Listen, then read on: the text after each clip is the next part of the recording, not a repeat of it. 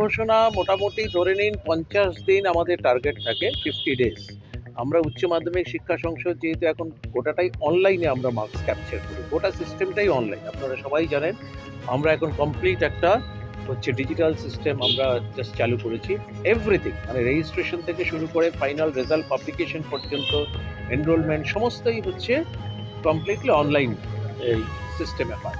ফলে যেহেতু অনলাইন সিস্টেমে হচ্ছে ফলে এখন আমাদের টোটাল মার্কস ক্যাপচার গোটা রাজ্য থেকে আমাদের অনলাইন হয়, একদম সরাসরি হেড এক্সামিনাররা অনলাইন মার্কস ক্যাপচার করে। ফলে আমরা 50 দিনের মধ্যে আমরা রেজাল্ট পাবলিশ করব বলে আমরা আশাবাদী।